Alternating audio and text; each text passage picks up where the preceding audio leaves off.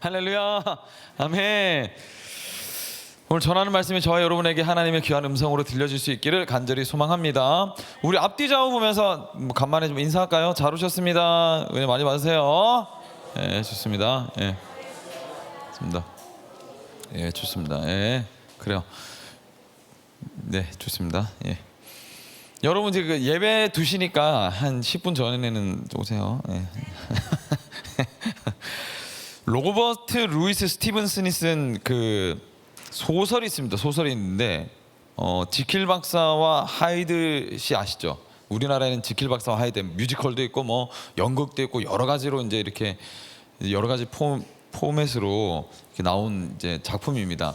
그래서 지킬 박사가 이제 여기 이 소설의 주인공이죠. 그래서 지킬 박사가 어느 날에 이 지킬 박사라는 이 양반이 당대 최고의 이제 의사이자 재력가이고 그리고 거기다가 인덕까지 갖춘 이제 그 아주 덕스러운 사람, 매너 있는 사람으로 굉장히 이제 유명했던 사람이었던 거죠. 소설에서 이제 가상 인물인데 실제로 이제 실존 이렇게 살았던 실존 인물이 있기는 하더라고요. 어쨌든 이제 이 소설의 인물이 그런 이제 인물입니다. 지성과 뭐 겸양을 다 갖춘 그런 사람이다. 그런데 지킬이 어느 날에 하이드라고 불리는 어떤 괴팍한 그 인물과 친하게 지내더라. 그래서 이 사람의 어떤 명성과 이런 평판이 지금 다 떨어지게 생겼다라는 이제 소식이 들리기 시작했던 거예요. 그래서 이 소설에 나오는 이제 다 또 다른 주인공이 이 지킬 박사의 친구가 지킬 박사를 찾아가면서 이제 소설이 쭉 진행되어지거든요. 근데 나중에 알고 보니까 뭡니까? 지킬 박사가 곧 하이드였고 하이드가 곧 지킬 박사였다. 오늘날로 이르면 다중인격 이제 이 약을 먹어가지고 다중인격을 가지게 된 사람이 되었던 거죠. 근데 왜 이렇게 했을까? 지킬 박사가 많은 사람들의 존경을 받음에도 불구하고요, 늘 마음 한켠에는 어떤 욕망이 자리 잡고 이 싹트고 있었던 거죠. 뭔가 그런 거 있지 않습니까? 사람들에게는 엄청 칭찬받고 인정을 받는데 뒤로는 이제 어린아이 꼬맹이 아이스크림 뺏어 먹고 싶고 막 이런 이제 말도 안 되는 이런 마음들이 자기 안에서 막 솟아나오는 거를 자기가 아는 거죠. 그래서 너무 괴로운 겁니다. 어떻게 내 마음 안에 이런 두 마음이 있을까? 그렇게 괴로워하다가 유레카 해서 약물을 하나 개발해 가지고 아예 이렇게 다른 사람으로 내가 이제 악한 일을 저질러도 내가 그 악한 일을 기억하지 못하는 사람이 되면 어떨까? 이걸 분리해내면 내가 이 괴로움으로부터 탈출할 수 있지 않을까? 이런 아주 기발한 괴팍한 이제 생각을 하게 되는 거죠. 그리고 실제로 이제 소설에서는 약을 개발해서 먹게 됩니다. 그래서 낮에는 해가 떠 있는 낮에는 아주 덕망 있는 신사인 지킬 박사로, 밤이 되면 약을 먹고 온갖 이 괴팍한 일을 저지르는 불한당 하이드로 삶을 살아가게 되는 거죠. 소설에서 말하고자 하는 것이 여러 가지 이제 어떤 그 풍자도 들어있고 여러 가지 메시지들이 있는데, 결국 지킬 박사가 그 약을 개발했던 이유는 여기에서 출발을 하는 겁니다. 악을 마음껏 즐기면서도 어떻게 내 명성을 잃어버리지 않을 수 있을까를 고민했던 거죠. 이것이 이제 이 소설은 인간이 가지고 있는 이중성에 대해서 굉장히 잘 꼬집어내고 있다라고 할 수 있는데, 신앙생활을 하면서 가장 큰 딜레마 중에 하나가 바로 이 지점입니다. 이중성을 우리가 어떻게 다루어야 될까? 우리도 느끼지 않습니까, 여러분? 하나님 뜻대로 살고 싶은 마음도 있지만 거룩에 대한 갈망이 우리 안에 있죠. 그런데 또 반대로 죄를 짓고 싶어하는 경향성도 있죠. 오늘 우리 뭐 찬양 인도했던 우리 동진 인도자님이 그런 자기의 내적인 이 얘기를 솔직하게 이렇게 오픈을 하지 않았습니까? 근데 우리가 다 이거 공감하는 바죠. 하나님을 찬양하고 예배하는 부분도 분명히 우리 안에 존재하지만 때때로는 이것이 우리에게 부담이나 짐으로 다가올 때가 있어서 이것이 빨리 좀 지나가 버렸으면 좋겠다라는 이제 생각이 우리 안에 들 때가 있죠. 그래서 뭐 그렇지 않습니까? 때때로 우리의 삶에 이 죄를 짓고 싶어하는 이 욕망이 폭발하게 되면 몰래 죄를 짓기도 하고, 또 한편으로는 종교의 이 가면 아래에서 죄를 합법화해서 짓는 경우도 있죠. 뭐 예를 들어서 그런 거 아닙니까? 뭐 제가 누누이 말씀드렸지만 성경에 무슨 뭐 담배 피지 말라는 게 어딨어? 그러니까 나는 필래. 뭐 이런 거 있지 않습니까? 뭐 예를 또 들자면 때때로 저도 여기서 자유할 수가 없는데, 우리가 누군가에 대해서 이제 이렇게 시시콜콜 얘기할 때가 있지 않습니까? 이래저래 안타까워하면서 이런저런 얘기들을 하지만 우리 마음 안에는 한편 나는 그런 어떤 연약함을 나는 가지고 있지 않은데 나는 그래도 저 사람보다 조금 괜찮은 사람인가 보네 하면서 은근한 이 어떤 영적인 우월감이 우리 안에 자리 잡을 때가 있죠. 뭐 이것뿐만이겠습니까? 나는 저 사람과 같지 않으면 나는 안도하고, 저 사람과 같은 상황이 안 되었으면 나는 이렇게 좀 뭔가 그죠? 이 영적 우월감을 느끼게 되는, 판단하지 않는다라고 하지만 사실 그 대화 자체가 판단이 되고 있는 경우도 우리 안에 존재하죠. 술 담배를 하면 안 되는 거 아니야? 라고 하지만 정작 나는 쇼핑 중독이 있고, 매일마다 말씀을 봐야지 진짜 그래가지고 되겠어? 하지만 기도는 안 하고, 신앙심이 좋다, 뭐 진짜 그리스도인이다 라는 걸 과연 여러분 우리 중에 누구에게 이 칭호라면 이 칭호를 우리에게 갖다 붙일 수 있을까? 모든 부분에서 결함이 없이 완전할 때 붙일 수 있는 것이 그리스도인이라는 이 칭호일까? 그런 의미로 하자면 저를 포함해서 이 자리에 우리 예배하고 있는 우리 예배자들은 한 명도 여기에 해당되는 사람이 없지 않을까 생각하는 거죠. 오늘 본문에는 사사 입다라는 사람이 등장합니다. 혹시 들어보셨습니까? 입다, 사사 입다. 사사기에 나오는 이제 내용인데, 사사기가 뭡니까 여러분? 제가 하여튼 설교를 짧게 준비해 보려고 무던히 애를 쓰거든요. 근데 우리 청년들이 사사기의 구조를 알고 있나? 이게 지금 어떤 영적 흐름으로 가고 있는지를 배웠나? 기억을 하고 있나? 이런 이제 하여튼 생각이 들어가지고 내용을 계속 집어넣기 시작하니까 이 분량이 계속 길어지는데, 지금 이 이야기도 하면 안 되는 건데 사실은 제가 지금 하여서 시간을 계속 뺏어 먹고 있죠. 어쨌든 사사는 심판자 이런 의미를 담고 있습니다.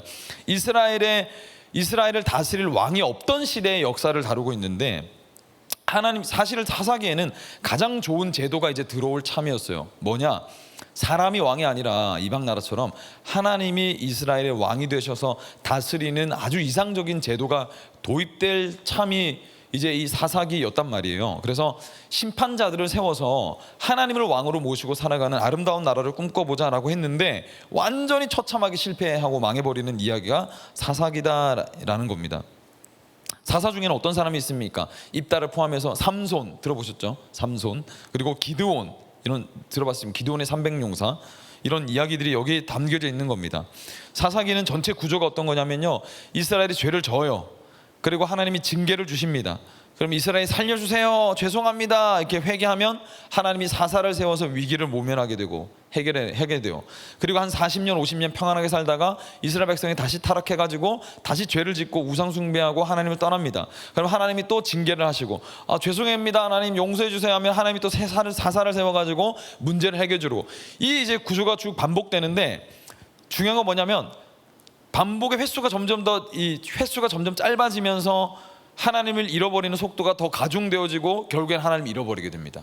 그 이야기가 사사기의 전체 구조다.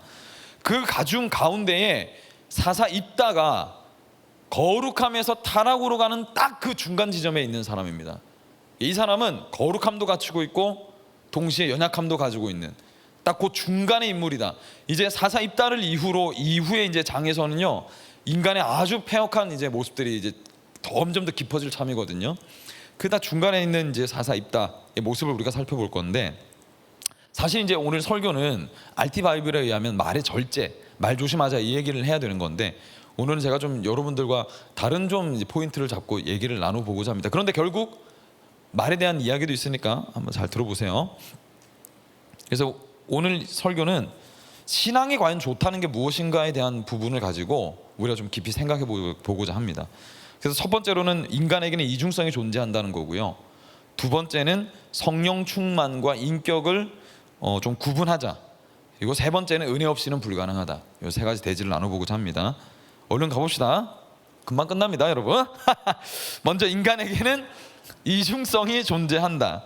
사사기 11장은요, 사사 입다가 어떤 사람인지에 대한 배경을 가르쳐주면서 이야기가 시작됩니다. 1절로 3절 한번 읽어볼까요? 시작.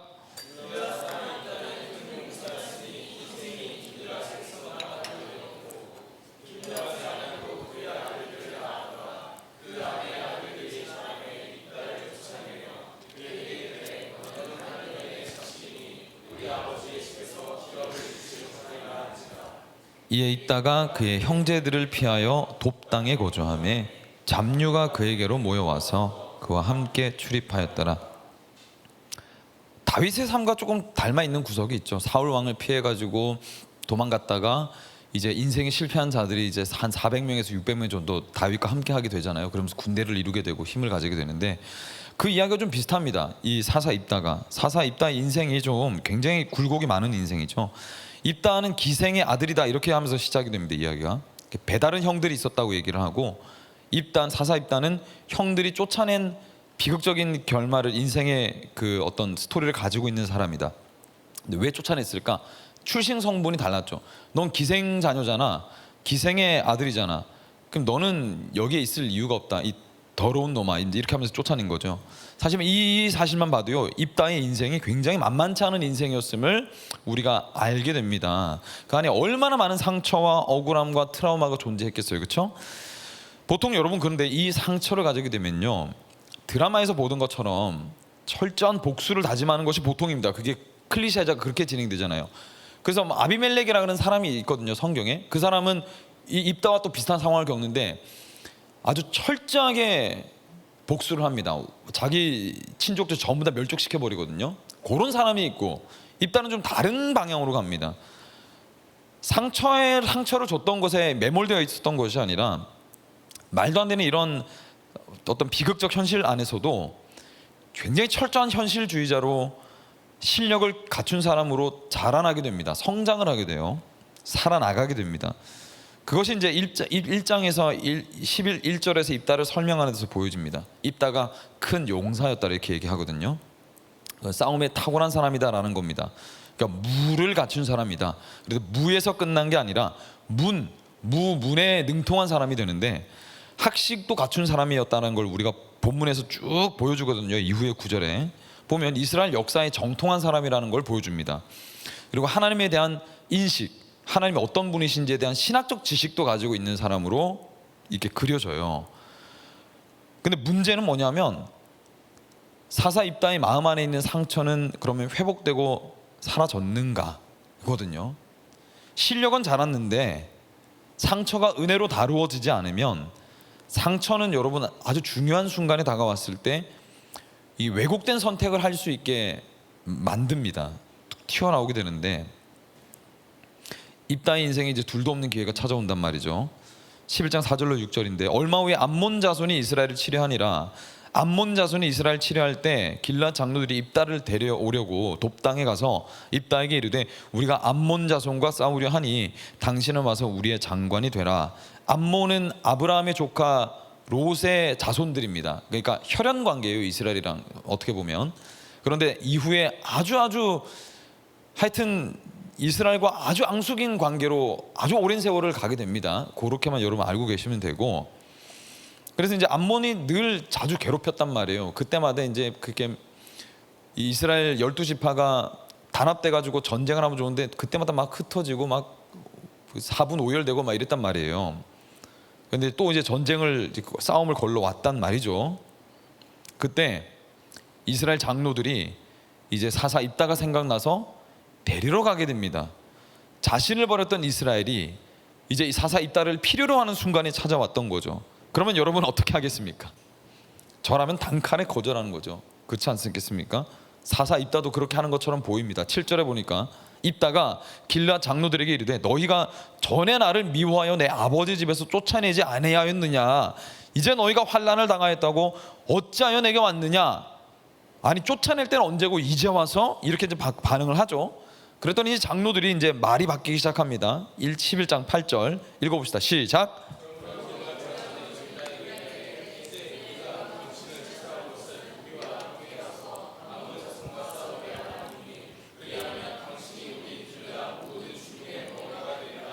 예, 거절하니까 이제 어떻게 합니까?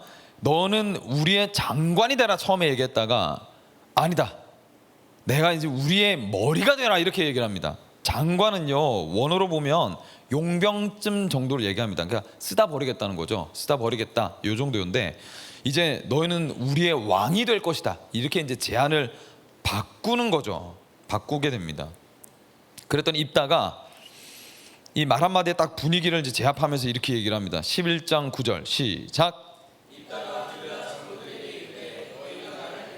고향으로 돌아가서 암몬 자손과 싸우게 할 때에 만일 여호와께서 그들을 내게 넘겨주시면 내가 과연 너희의 머리가 되겠느냐 하니, 뭐 어떤 얘기를 합니까? 하나님이 암몬 자손을 우리에게 넘겨주시면, 이렇게 얘기를 합니다. 이스라엘 장로들이라고 하는 사람들도 하나님의 이름을 한 번도 꺼낸 적이 없었는데 사사 입다는 하나님의 이름을 딱 꺼내게 되는 거죠.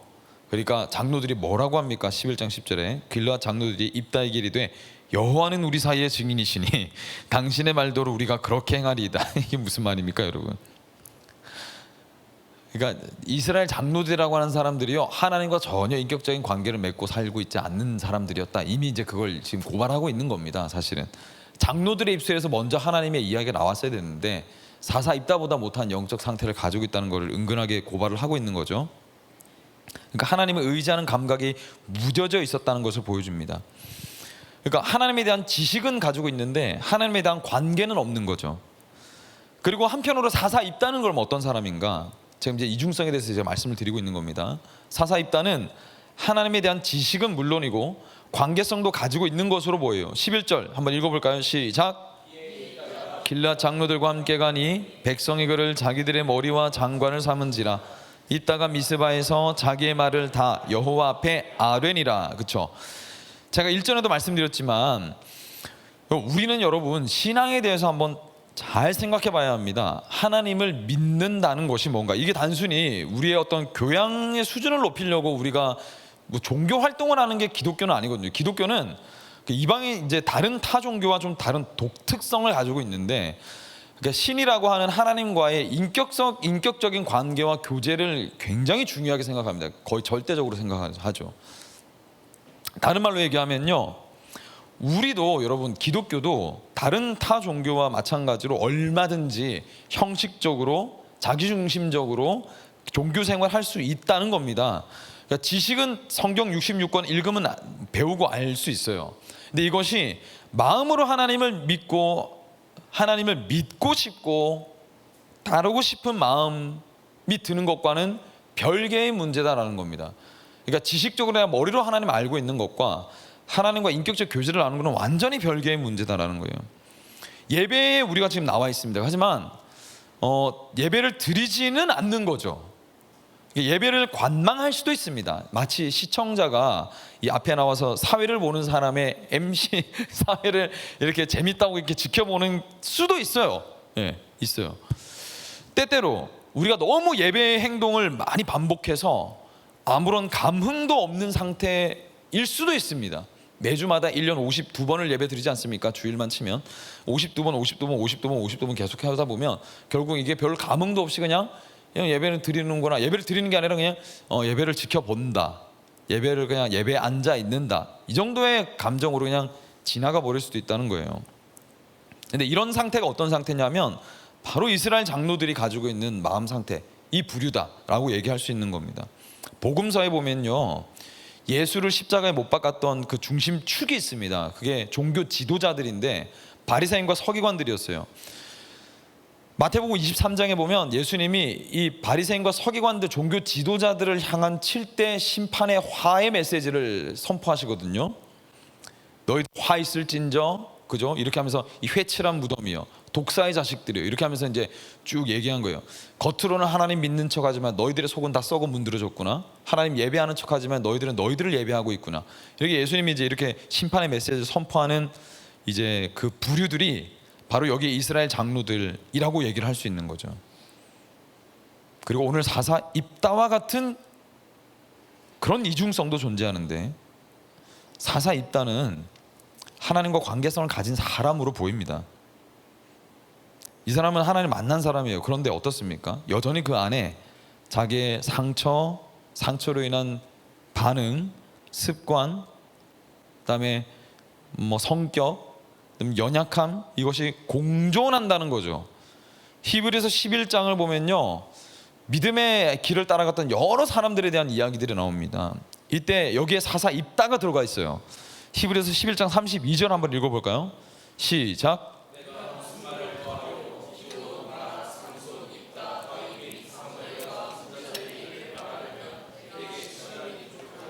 예.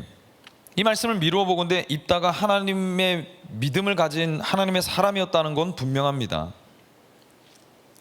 그런데 믿음이 없는 사람은 아니었지만 그 믿음 안에 두려움과 믿음에 대한 왜곡이 섞여 있는 사람이라는 것이 훨씬 더 정확한 표현이라고 할 수 있는 거죠. 성경은 여러분 하나님의 사람을 영웅처럼 미화하지 않습니다. 예. 은혜가 필요한 인간의 한 모습으로 보여준다는 것이죠. 사사기 11장 29절로 31절 이에 여호와의 영이 입다에게 임하시니 입다가 길르앗과 므낫세를 지나서 길르앗의 미스베에 이르고 길르앗의 미스베에서부터 암몬 자손에게 나아갈 때 그가 여호와께 서원하여 이르되 주께서 과연 암몬 자손을 내 손에 넘겨주시면 내가 암몬 자손에게 평안히 돌아올 때 누구든지 내 집 문에서 나와서 나를 영접하는 그는 여호와께 번제로 드릴 거라는 말이거든요. 제사 드리겠다. 하나님 저랑 좀 거래합시다. 제가 전쟁을 지금 나가게 되는데 승리하면 제가 이제 제 집 문 앞에 바로 나오는 그 첫 번째 대상을 제가 하나님께 번제로 제물로 바치겠습니다 라고 이제 고백을 한 거죠. 그 서원 기도를 한 겁니다. 서원 기도가 뭡니까 여러분? 여러분 인생에 아주 긴박하고 정말로 이제 이 필요한 어떤 기도 제목이 생기면 서원 기도를 할 수가 있어요. 저는 웬만하면 하지 않기로 하는데 할 수 있습니다. 예, 인생에 아주 긴박한 어느 날엔 서원 기도를 할 수 있습니다. 이런 식이죠. 하나님 이 기도를 들어주시면 제가 하나님께 이러한 것들을 약속합니다. 지키겠습니다. 이행하겠습니다. 근데 그렇게 해가지고 지키는 사람을 제가 별로 못 봤어요. 예, 그러니까 정말 웬만하면 하지 말고 예, 이러다가 뭐 갑자기 뭐 말도 안 되는 제물로 바치겠다 이러다가 안 됩니다. 그렇게 기도하시면 여러분 29절에 보니까 하나님의 영이 임했다라고 한 건 이건 승리의 약속과도 같은 겁니다. 하나님이 함께 하시니까 전쟁에서는 반드시 승리할 거다라는 거예요. 그런데 입다가 이거를 어떻게 느꼈는지는 모르겠어요. 성경에 기록되어 있지 않으니까. 그런데 왜 서원을 덧붙였을까요? 그러니까 하나님의 영이 임하면 무조건 승리입니다. 이거는 입다에게만 있었던 일이 아니고 다윗세대에게도 있었고 하나님의 어떤 아주 중대한 일을 앞두고 하나님께서 하나님의 영을 임하게 하셔서 이 일을 진행하시게 하는 기록들이 있습니다. 그때는 그렇게 나가면 무조건 이깁니다. 승리예요 그건. 그런데 왜 서원을 갖다 붙였을까? 짐작되는 부분이 몇 가지 있는데 입다에게 있어서 지금 이 암몬과의 전쟁은 일생일대의 기회입니다. 그러니까 아주 확실한 더더욱 확실한 보험이 필요했던 거예요. 이 일이 잘 되면 모든 이제 자기의 과거를 청산하고 서력할 수 있는 기회가 왔기 때문에 놓치고 싶지 않았겠죠. 그러니까 무엇이든 확실히 하고 싶었을 겁니다. 그래서 서원을 했을 것이다. 그런데 이 서원을 잘 보세요. 뭘 해주면 내가 뭘 하겠다라는 건데 그게 이제 서원이 기도지 않습니까? 문제는 입다가 한 서원은 매우 어리석고 위험했다는 겁니다. 해석에는 뭐 여러 가지 논의가 있어요. 입다가 이 논의가 엄청 치열하거든요. 이게 번제가 사람을 진짜 인신제사로 바친 건지 아니면 이제 성전에 이제 그 평생 나시린과 같이 남자를 알지 못한 채로 처녀로 이제 평생 살게 하는 게 번제로 했던 그 단어를 그렇게 이제 번갈아 쓰기는 하거든요. 근데 저는 사실 번제로 바쳤다고 보는 입장인데 왜냐하면 이 번제라는 단어를 여기에 썼을 때 구약 성경에서 보통 이 단어를 쓸 때는 그냥 불에 태워서 제물로 드리다라는 용례로만 쓰지 다른 용례로 쓰지를 않기 때문이거든요. 어쨌든 이 서원은 여러분 하나님을 신뢰하는 태도가 아니었어요. 하나님과 거래하려는 모습에 훨씬 가깝습니다. 11장 31절에 보니까 내 집 문에서 나와서 나를 영접하는 그는 여호와께 돌릴 거라 했어요. 입다의 서원이 그러니까 성급하고 위험하고 하나님을 잘못 이해한 서원이었단 말이죠. 그래서 어떻게 됩니까? 결국 문 밖에 차고 나왔던 첫 번째 사람이 자기 하나밖에 없는 딸이었던 겁니다. 그래서 이 이야기는 승리의 기쁨으로 끝나는 이야기가 아니라 아주 비극적인 이야기로 되어지게 되는 것이죠. 여호와의 영이 임했다는 사실이 부족했던 건 아닙니다. 부족했던 것이 무엇입니까? 약속을 신뢰하는 입다의 마음이었다는 거예요. 근데 왜 그랬을까? 이게 이제 입다의 삶과도 연결이 되는 부분이죠. 자기가 지금까지 이제 이 가나안, 여러분 이 사사기가 얘기하는 바가 뭐냐면 이들이 하나님을 점점 잊어버리고 이방의 문화를 점점 접하기 시작했다는 거거든요. 당시에 여러분 이방 우상신에게다가 인신 제사를 드리는 건 기본적 문화였습니다. 중요한 일을 앞두고 보통 그렇게 하긴 했어요. 그러니까 사사 입다는 하나님에 대한 여호와 신앙도 가지고 있지만 세상의 이제 그 문화에도 익숙한 사람이었다는 걸 여기서 얘기해 주는 거죠. 그래서 내가 지금 이게 나한테 지금 너무 중요한 거고 이게 반드시 돼야만 하는데, 그러면 내가 알고 있던 종교적 습관으로 하나님 앞에 나아갔던 겁니다. 하나님, 저 이거 너무 필요하거든요. 그러면 제가 이거 인간을 좀 바치겠습니다. 그러니까 꼭 들어주세요. 이렇게 이제 자기에게 익숙한 이방 종교의 습성을 하나님 앞에 대입시켰다라는 것입니다. 여러분 입다를 보면서 우리는 한 가지를 봅니다. 사람은 한순간의 열심이나 믿음만으로 설명될 수 없어요. 우리 안에는요 여전히 하나님에 대한 믿음도 있지만 두려움과 왜곡도 함께 존재한다는 말입니다. 우리는 완벽할 수 없고 선한 구석이 있으면 악한 구석도 있고요, 하나님에 대해 잘 아는 부분이 있으면 모르는 부분도 있다라는 것입니다. 그렇죠? 예전에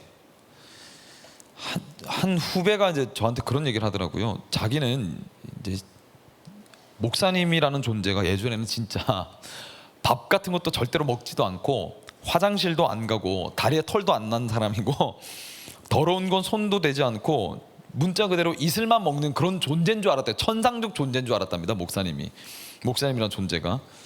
근데 그렇게 생각할 수 있죠. 그렇게 생각하시는 분 없죠? 그런데 어떻습니까? 아니죠. 아무리 목사라도 뭐 우리 디렉터님도 계시고 뭐 여기 목자도 있지만 다 부족하고 연약한 사람일 뿐이다라는 겁니다.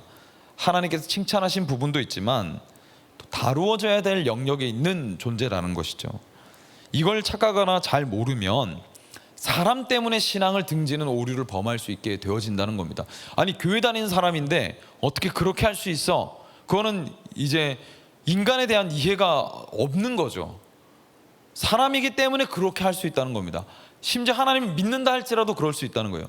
훈련의 정도도 다르고 신앙의 수준도 너무 다르고요, 하나님이 이해하는 방식도 다르고 다른 부분들이 너무 많습니다. 저의 차이도 많이 나고 뭔가를 잘 알고 있는 부분들이 다 각자 달라요. 그래서 교회 다닌다라는 그 말 한마디로 그 사람이 신앙의 깊이가 아주 깊고 수준이 높다라고 판단하면 그건 너무 섣부르게 판단을 하게 되는 것이다라는 겁니다. 성경 여러분 보세요. 성경의 인물들이 한결같이 여러분 위대한 사람이고 흠결이 없는 사람이라서 쓰임받은 사람이 아니라는 겁니다.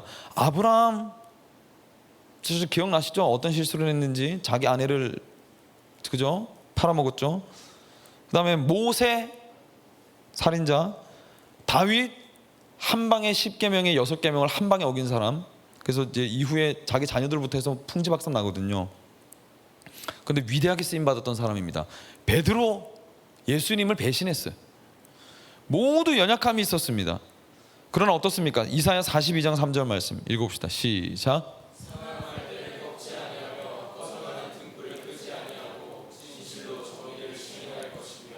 예, 교회는 여러분 완벽한 사람들을 전시해 놓은 전시장이 아니라 은혜를 필요로 하는 사람들이 은혜를 구하며 하나님께 쓰임받는 곳이다 라는 걸 여러분 반드시 기억하셔야 합니다. 하나님께서는요 어떤 출신 성분이나 우리의 뭐 이렇게 혈통 이런 걸 보시는 분이 아니십니다.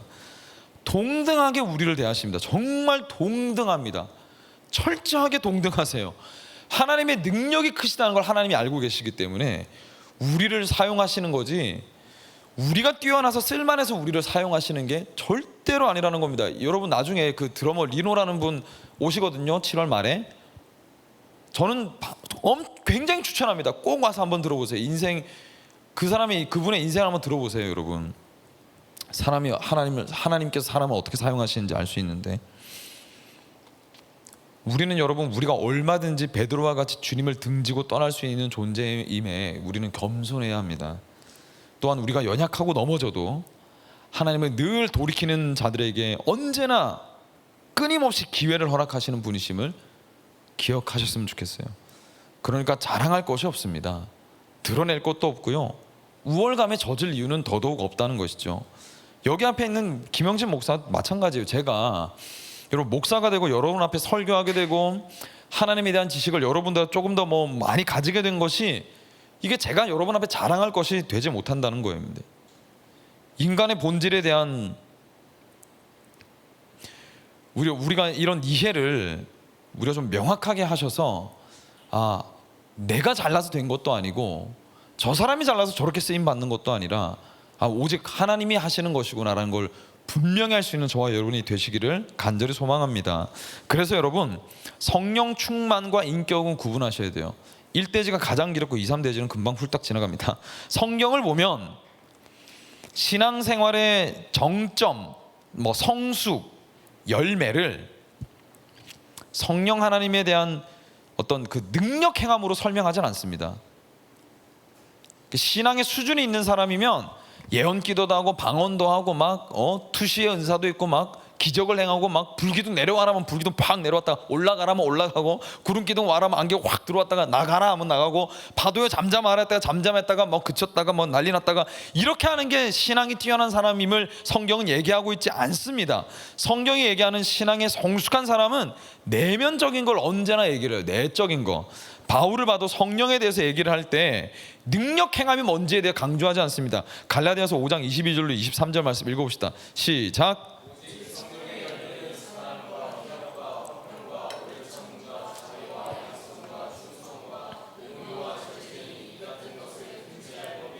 네, 아멘. 성령의 열매는 기적 행함과 번개를 치게 함과 그죠? 사람을 뒤집어 엎음과 이런 걸 얘기하지 않아요. 오래 참음, 양선, 충성, 사랑이다. 너희들에게 인내가 있는가? 너희들의 마음이 하나님 앞에 지금 다스림 받고 있는가? 내면이 성장하고 있는가? 성숙하고 있는가? 그리스도를 닮아가고 있는가? 이거를 끊임없이 묻는다는 것입니다. 그런데 우리는 어떻습니까? 외적으로 보이는 어떤 영적인 능력, 영험함 이런 데 이목이 집중되기가 쉽죠. 그렇죠? 그러니까 그런 데 관심을 기울이기가 쉬운데 하나님의 관심은 그런 데 있지 않다는 겁니다. 도리어 하나님의 자녀인 너희여 하나님의 아름다운 성품 성령의 열매들이 너희에게서 자라나고 있는지를 점검하라 라고 도전하시는 거예요. 성령의 능력을 행하는 것과 그 사람이 그리스도를 닮아가는 것과는 구별되어져야 된다라는 겁니다. 구별되어져야 된다. 물론 여러분 우리가 복음 안에 있으면 그 사람은 반드시 차츰 변화되어지고 성장하고 성숙하도록 하나님께서 이끌어 가실 것입니다. 그런데 의외로 영적인 열심이나 은사는 아주 두드러지는데 인격은 여전히 미성숙한 사람들이 존재합니다. 적지 않아요. 사사 삼손 하나님의 영이 강하게 임한 사람이었죠. 힘으로 그를 당할 자가 없었습니다. 근데 삶은 절제되지 않았어요. 얼마나 문란한 삶을 살았는지 모릅니다. 이 사람이 고린도 교회 신약 성경에 고린도 전후서가 기록된 그 교회 은사가 어마어마했습니다. 이 사람들이 가지고 있던 은사 예언, 방언 이건 기본이었고요. 능력 행함이 뛰어났습니다. 이 사람들이 은사가 넘쳐 흘렀어요. 그런데 이 교회 그러면 뭘 상상합니까? 이야 그러면 진짜 이 교회는 정말 아름답게 연합하는 교회겠구나. 무슨 사랑과 거룩이 없어가지고 쪼개지기 직전이었어서 바울이 편지를 썼던 겁니다. 지금은 소실돼서 없는데 고린도 전후서 외에 다른 편지도 바울이 보냈던 걸로 우리가 추측할 수 있거든요. 고린도 전후서를 보면 그러니까 얼마나 심각한 이 책망을 했는지 나중에 이 편지를 보내고 나서 바울이 이 사람들이 너무 두려워하고 시험에 들까 봐 내가 걱정이 된다라는 기록들이 있어요. 고린도 후서에 보면 그 정도로 부족한 사람들이 많았습니다. 그러니까 은사가 있다고 해서 성숙한 거 아니고요. 열심히 있다고 해서 그리스도를 닮은 거 아니란 말입니다. 그런데 여러분 구분된다고 해서 분리돼서도 안 돼요. 둘 다가 있어야 합니다. 하나님은 우리에게 하나님의 능력만 주시는 분이 아니라 그리스도를 닮은 성품도 함께 주신다는 거예요. 반대로 성품이 준비되지 않는데 능력이 먼저 부어지면 그 사람은 괴물이 됩니다. 괴물이 돼요. 그래서 하나님께서 우리에게 능력을 주시기 전에 반드시 성품을 다루십니다. 먼저 그릇을 넓히세요. 안 되면 두드려 부수시고 그래서 하나님을 그리스도를 담아내는 그릇을 먼저 만든 다음에 그 위에 그 모든 걸 감당할 수 있는 하나님 능력을 허락하시는 거죠. 그래 여러분, 그 능력을 펼쳐나가는 그 사람을 볼 때 사람들이 선한 영향을 받지 않겠습니까? 하나님께서는 그렇게 일하신다는 거죠. 그렇게 하지 않으실 때도 있지만. 그래서 여러분, 우리 청년들은 이제 배우자를 여러분 기도하시잖아요. 여러분 기도하실 때 믿음과 신앙과 능력이, 영적 능력이 출중한 사람을 놓고 기도하는 것 좋습니다. 그렇게 기도하셔야 돼요. 그런데 능력과 열정과 성품과 인격은 전혀 다른 영역이잖아요. 그렇죠? 그러니까 한 하나님을 함께 보면서 걸어갈 수 있는 정말 하나님에게 미친 사람이었으면 좋겠습니다 라는 것도 기도하시고, 그 사람이 예수 그리스도 닮아가는 성품이 깊이 자리 잡을 수 있도록 하나님 또한 준비시켜 주세요라고도 기도를 꼭 하시기를 추천을 드리고, 동시에 여러분, 우리가 좋은 배우자로 잘 준비되어야 합니다. 내가 그 사람도 준비돼야 되지만 나도 준비가 돼야 돼요. 그러니까 영적으로나 육적으로나 여러분들 관리를 잘 하셔야 됩니다. 그 사람도 관리를 하겠지만 내가 준비가 안 됐는데 준비된 사람을 내가 어떻게 만나요? 나도 준비가 되어야죠. 그렇죠? 나는 하나도 준비 안 됐는데 주님, 제 배우자는 모세, 아브라함, 바울과 같게 하소서. 제 배우자는 아비가일과 이 룻과 같은 자가 되게 하소서. 그러면 여러분, 상대방은 무슨 죄입니까? 예? 나를 만나는 상대방은 무슨 죄야? 그 상대방도 모세와 아브라함 만나고 싶을 것이고 아비가일과 룻을 만나고 싶을 거 아니에요. 이것이 우리의 이중성입니다. 이중성. 예? 하나님의 능력을 구하고 지혜를 구하는 것은 하나님의 사역을 감당하는 데 있어서 굉장히 중요한 기도 제목입니다. 그러나 또한 그만큼 중요한 것은 우리의 성품과 인격이 그리스도를 닮아가는 것입니다. 그러므로 여러분, 우리는 영적 열심이 있는 것도 점검해 봐야 되지만 우리 안에 성령의 이 9가지 열매는 한 가지만 두드러지게, 한 가지만 우리에게 주어지지 않거든요. 그리스도인들은 성령의 9가지 열매가 우리 안에 모두 있어야 합니다. 모두 한 번에 팍 성장을 할 수는 없겠지만 이 고전은 있겠죠. 그러나 9가지 열매가 여러분 안에 다 있어야 돼요. 이건 반드시, 무조건 여러분 안에 있어야 됩니다. 이것들이 우리 안에서 성령 열매가 아름답게 자라날 수 있도록 또 자라나고 있는지도 점검해 봐야 합니다. 1년 전에 내가 만났던 예수 그리스도 안에서 내가 나의 모습과 적어도 1년 후에 나는 달라지고 있어야 돼요. 그걸 점검하십시오. 6개월 혹은 1년 정도의 텀을 두고 여러분은 여러분을 스스로를 점검해 봐야 됩니다.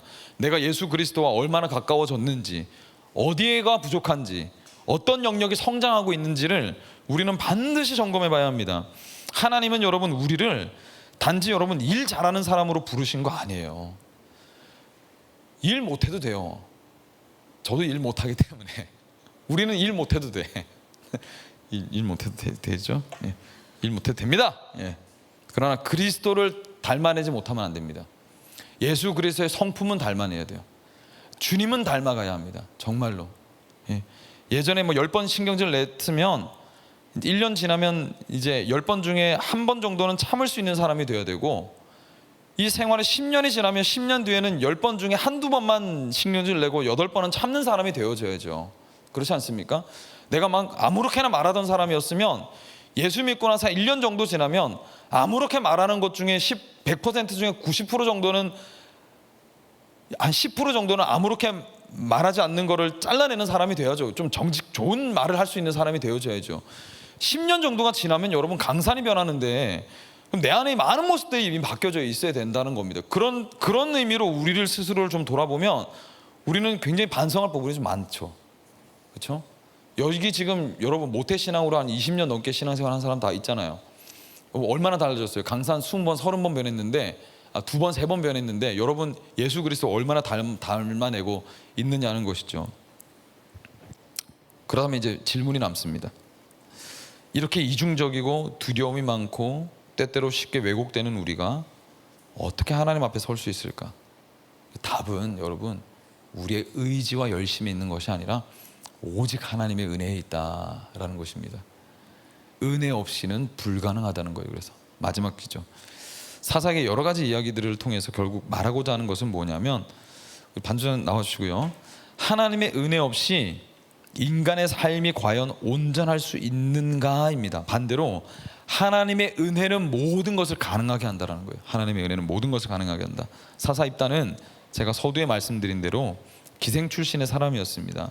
근데 여러분 한번 생각해 보시죠. 믿는 자들에게 모든 건 우연이라는 것이 없는데 사사 입다의 인생에 있어서 갑자기 사사로 발탁이 되고 한 지파의 왕으로 추대가 되었단 말이에요. 제가 존경하는 목사님이 언젠가 설교에서 그런 말씀하셨습니다. 야구를 예로 들면서 이런 말씀하셨는데, 야구 모르고 한 해설자가 그런 얘기를 했다죠. 제가 이름이 잘 기억이 안 나는데 엄청 유명한 야구 해설자신데, 야구 몰라요, 인생 몰라요. 그죠? 인생 모르고 야구 모른다는 거죠. 9회 말 투아웃 만루 홈런으로도 역전될 수 있다는 겁니다. 그래서 인생 모르고요, 야구 모른다는 겁니다. 하나님 믿고 살아가는 사람에게 주어지는, 이거 정말 잘 들으세요 여러분, 청년들이요.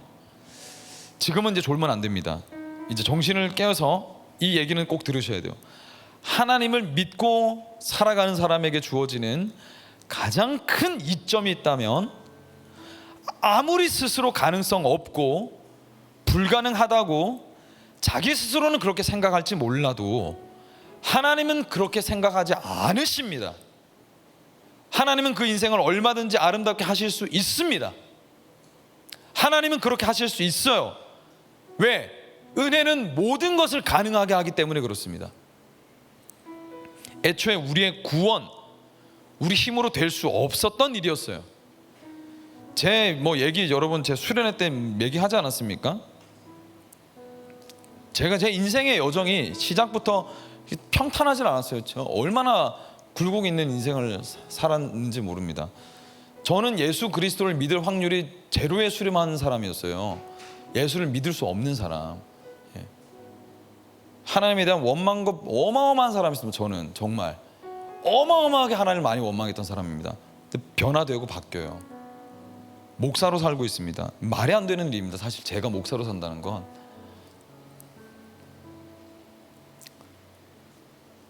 여러분, 우리가 구원을 얻었다는 것은 왕을 배신한 신하가 목숨을 건졌다는 걸 얘기하는 거거든요.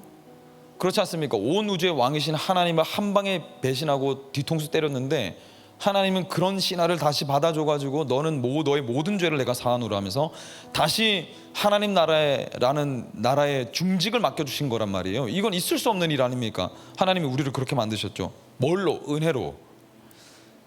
그 죄값을 우리에게 돌리지 않으시고 당신의 아들을 희생하기로 하셨어요. 은혜로. 모든 대가는 하나님 아들에게로 죄의 대가가 치루어졌고 우리는 구원을 얻게 됐습니다. 뭘로? 은혜로요. 하나부터 열까지 하나님이 베푸신 호의로 모든 것이 가능해졌다라는 것입니다. 입다는 불안해서 하나님과 거래하려고 했어요. 근데 복음이 뭘 얘기하는 겁니까? 복음은 우리가 하나님께 값을 치르라고 요구하시는 것이 아닙니다. 하나님의 아들이 우리의 모든 치러야 될 대가를 대신 치르셨다라는 선포가 복음에 담겨져 있다는 겁니다.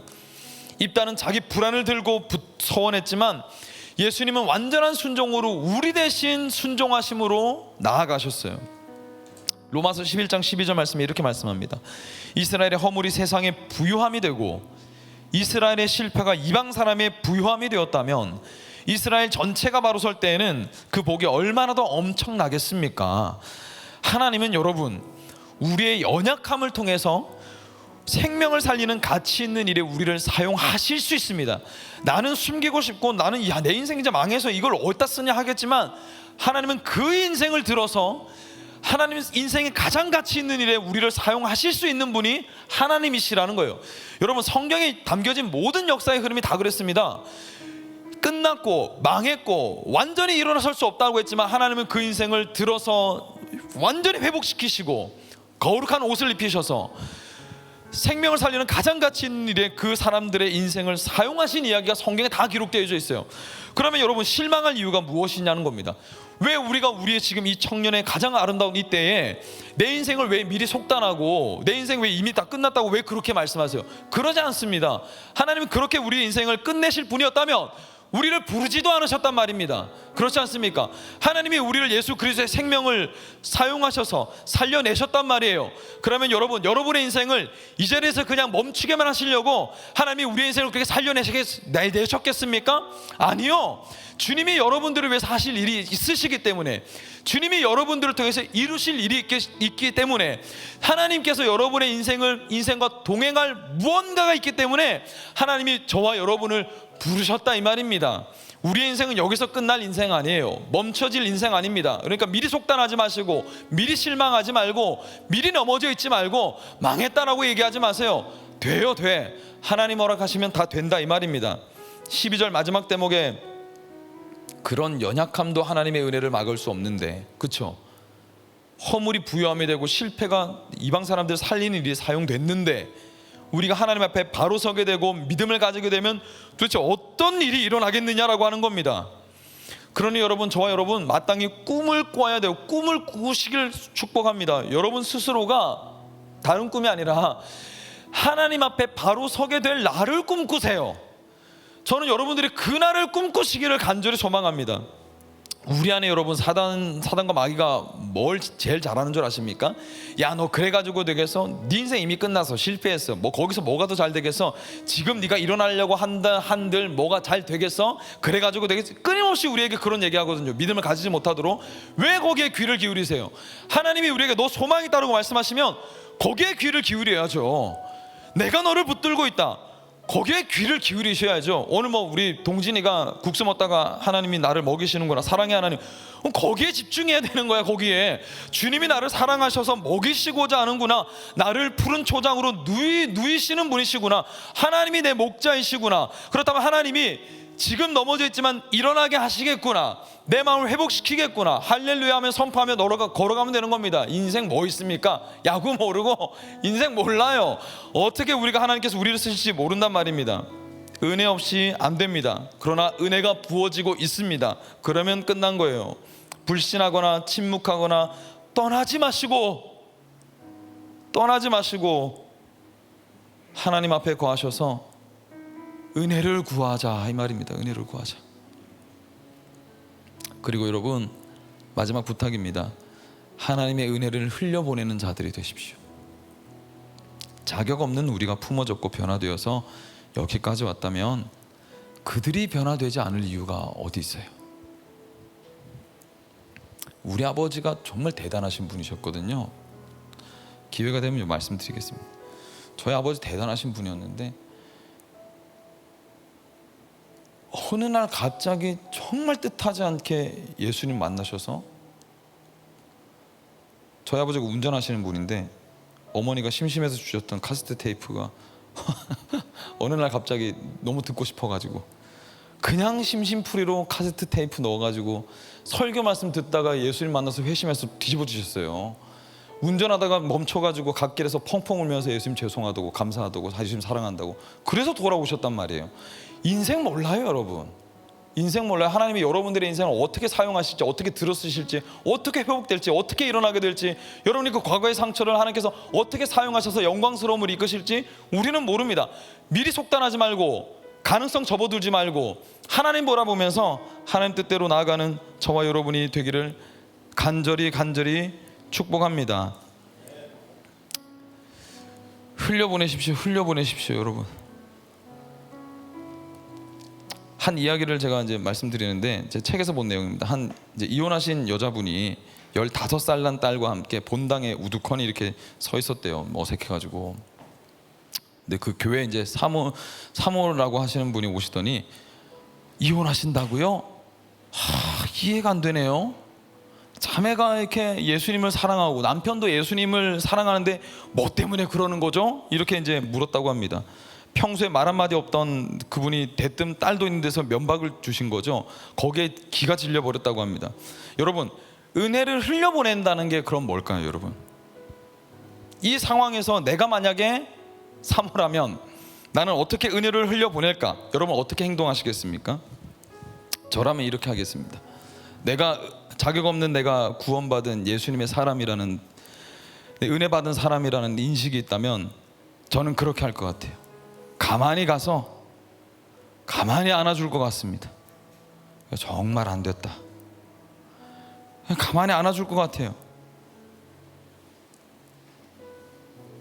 우리가 그리스도께 용납받았듯 우리도 그렇게 따라가는 겁니다. 바로 잡는 건 주님이 하시는 것이지 우리가 하는 역할이 아니라는 걸 늘 우리가 배우지 않습니까? 우리의 도덕적 잣대로 하는 그 말 한두 마디가 그 사람을 변화시킬 수 없습니다. 우리도 그랬듯 하나님의 은혜가 변화의 기적을 가져다 주는 줄로 믿습니다.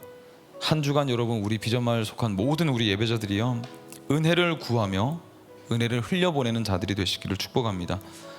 한없이 이중적인 우리를 은혜의 한 가지 색으로 승부를 보신 오늘도 그리스도께로 오십시오. 우리 주님 찬양하며 나아갑시다.